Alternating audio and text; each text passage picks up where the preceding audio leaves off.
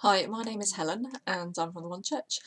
I wanted to share a testimony about the month of May and the prayer times that I had in that on those Sundays and also throughout the week. The first challenge on that very first Sunday in May was about coming before God and seeking revival in our own hearts, seeking God to do new things for us before we would then move on to pray for revival on a bigger level. The passage we were encouraged to look at was from Psalm 51, about create in me a clean heart, O Lord, and give me a loyal spirit. And so I prayed that. I asked God to reveal what there might be in me that hinders him, what it is that is stopping him from doing his work, having his way. And so from that time of prayer and kind of following in through the week and actually through the next week, I knew that God was stirring stuff in me and speaking, but it took me quite a while to piece it together. So I just want to encourage you, if that's kind of how God might talk to you or do things in your life as well, it's okay. He will do his work, but it might be that we have to do a little bit more listening, a little bit more pushing in to find out what it's really all about. So on that first Sunday, though, what was kind of raised to my awareness was something that I believe I was healed of when I was about 14 in a youth group in another church, and I was prayed for to be released from a spirit of perfectionism, really, which had come about because of criticism. And I really felt at that time I knew God had done a work. I knew that I would not be bound by that anymore.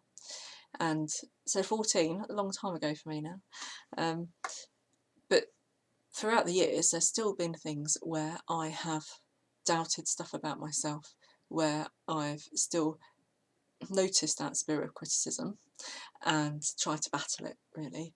And so I was like, why is it that this is still a big problem? Why is it that I still hear things like, you're not good enough? That's not, you're not the person that we want. We'd rather you be like this. Why is it I still hear that? And I was thinking about a topic with Zone. I wasn't going to be leading it, but I was reading it, and it's faith over feelings.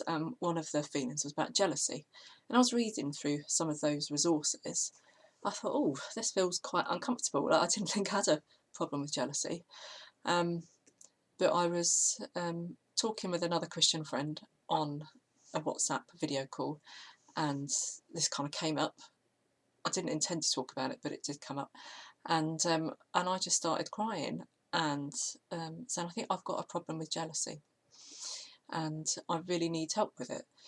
And video calls are difficult the best of the times, but now I'm crying and there's red eyes, there's not a pretty picture, but she graciously prayed for me, and I thought I still need to seek God about what this is really about. So I looked at the Ten Commandments and looked back in Exodus and looked at the verse that says, you shall not covet your neighbour's wife, your neighbour's ox, your neighbour's anything. And I wanted to, again, push in, actually, what does this mean? And what does this mean? Because I really felt that the stuff that's happened in my past, where I had felt like I was attacked and criticised, and the spirit of perfectionism, felt that had gone, but there were still things lingering from that. And I sort of started to speak to God about the thoughts that I have about not being good enough, about comparing myself to other people, about saying, oh, if only, Lord, you would give me that gift. If only you would put me in that position. If only I had been given that job. If only you'd answer my prayer like you answer the prayer of those people. And it was in this conversation that I really started to understand what the do not covet your neighbour's anything was about. And really felt God saying, this is what the problem is. It's not that you need healing from things that people have done to you, but actually you need forgiveness for that sin of coveting, that sin of a jealous response to what I have given to other people.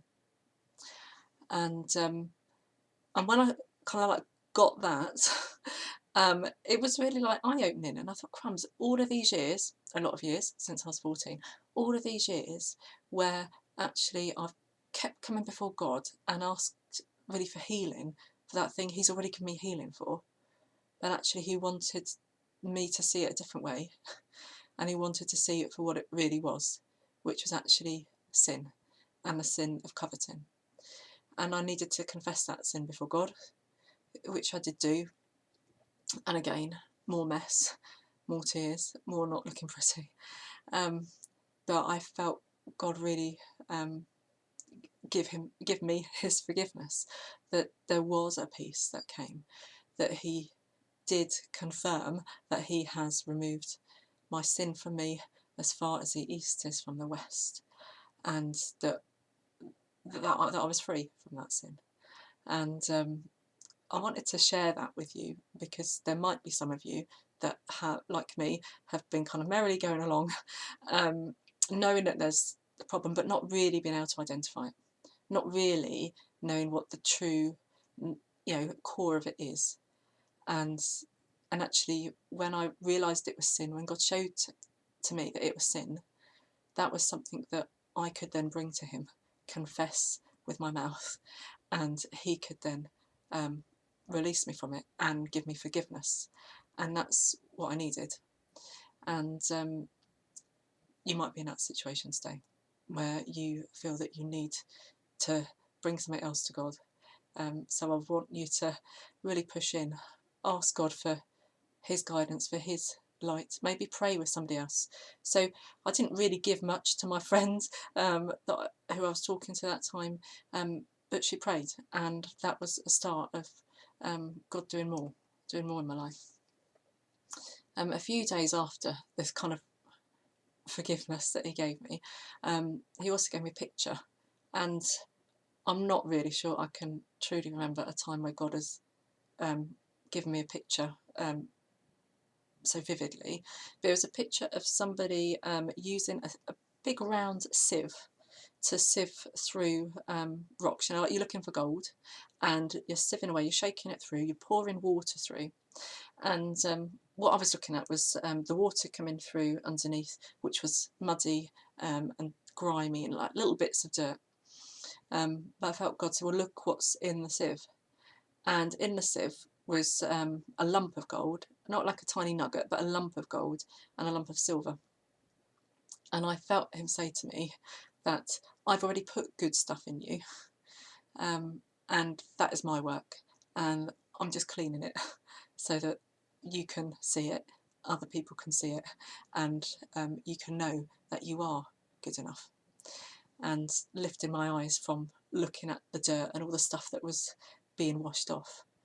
And so I really thank God for that picture, because I've needed to remind myself of that, even in those, the last few weeks, after I know I've been forgiven, after I know that it's been sin that's kept me from really living in God's fullness.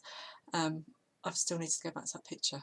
So just like God is really gracious, that although He might come to us with things that we need to change, He does that because He can deal with it, and He isn't coming to us with problems that are going to overwhelm us, overbear us, that there's no way out from. He's showing us stuff that He can deal with. And so I just encourage you to keep pushing in with prayer. We've got another opportunity in June to be praying, to be focusing on this next wave of what God wants to do within His church and within the world. And do take opportunity to come close.